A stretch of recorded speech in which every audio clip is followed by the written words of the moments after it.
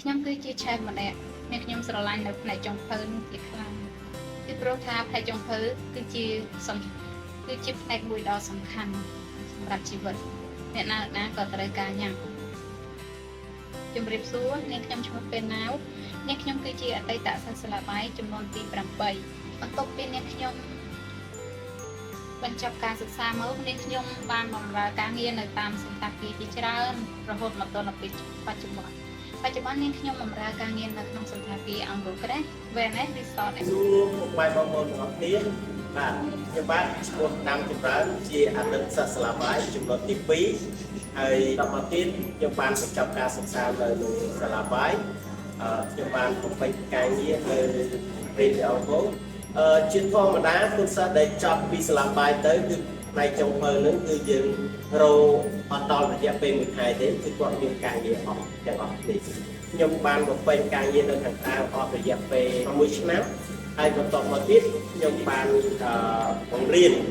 ត្រឡប់មកបង្រៀននៅសាលាបាយវិញជំរាបសួរអ្នកគ្រូនិងអ្នកទាំងអស់គ្នាខ្ញុំឈ្មោះអ៊ុនមាលីខ្ញុំរៀននៅសាលាបាយចំនួនទី21ផ្នែកចម្អិនម្ហូបអាហារឬក៏ផ្នែកចំផាខ្ញុំដាក់ពាក្យចូលរៀននៅសាលាបាយព្រោះអីខ្ញុំចង់មានចំណេះជំនាញមួយផ្ទាល់ខ្លួនច្បាស់លាស់ដែលអាចចិញ្ចឹមជីវិតខ្លួនឯងនិងអាចជួយដល់គ្រួសាររបស់ខ្ញុំបានហើយអ្នកគ្រូបានបង្រៀនខ្ញុំផ្ទាល់ហើយអាពេលខ្ញុំចង់មកសាលាបាយគឺលោកគ្រូអ្នកគ្រូបានយកចិត្តទុកដាក់បង្រៀនខ្ញុំផ្ទាល់ពីនេះនៅក្នុងការបាយនេះគឺមានក្រុមការងារដែលជាគ្រូជំនាញគឺ3នាក់គឺបានបំពេញការងារនៅក្នុងសាលាបាយនោះចាប់តាំងពី2009រហូតមកដល់សប្តាហ៍ថ្ងៃគឺអស់រយៈពេល19ឆ្នាំ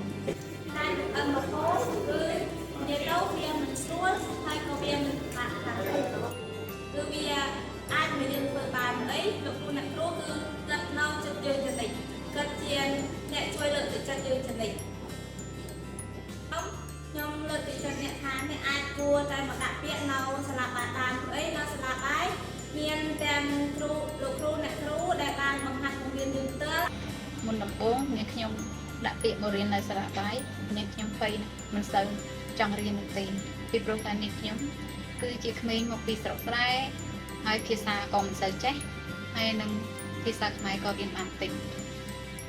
ចឹងអ្វីដែលដូរចិត្តនាងខ្ញុំឲ្យបន្តការសិក្សានាងខ្ញុំមកដល់សាលានាងខ្ញុំជួបមិត្តភ័ក្តិជាច្រើនដែលមកពីបណ្ដាខេត្តផ្សេងៗហើយនឹងលោកគ្រូអ្នកគ្រូធ្វើឲ្យនាងខ្ញុំសប្បាយចិត្តនិងបន្តការសិក្សារហូតដល់ជោគជ័យនឹងទស្សនកិច្ចនៅទីកន្លែងផ្សេងៗហើយធ្វើឲ្យខ្ញុំមានទំនាក់ទំនងជាមួយមនុស្សនៅជុំវិញខ្លួនទៅទស្សនកិច្ចនៅអូតែលជាច្រើនហើយមួយទៀតខ្ញុំបានចុះទៅសិក្សានៅខាងអូតែលផងដែរហើយបានធ្វើឲ្យខ្ញុំមានភាពក្លាហានជាងមុនសាលាបានជំនាញចុងភៅរបស់ខ្ញុំដូចបានរៀបរាប់ខាងដើមគឺខ្ញុំបានស្រឡាញ់ការស្រឡាញ់របស់ខ្ញុំជារួមទៅទាំងអស់តែម្ដងដោយសារតែការ create និងការបង្កើតមុខម្ហូបថ្មីៗគឺជាការជាក្តីស្រឡាញ់របស់ខ្ញុំរៀនខាងម្ហូបអេសៀនខាងម្ហូប Western ខាងម្ហូបខូលហើយជាចុងក្រោយនេះខ្ញុំបានចូលនៅខាង bakery ខាងធ្វើនំបើផ្នែកនេះខ្ញុំចូលចិត្តខាងផ្នែក pastry ហើយនិងខាងហតចឹងមានជាច្រើនចំណុចដែលយើង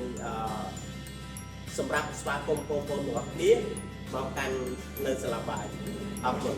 ច្រើនជម្រាបលាបាយបាយ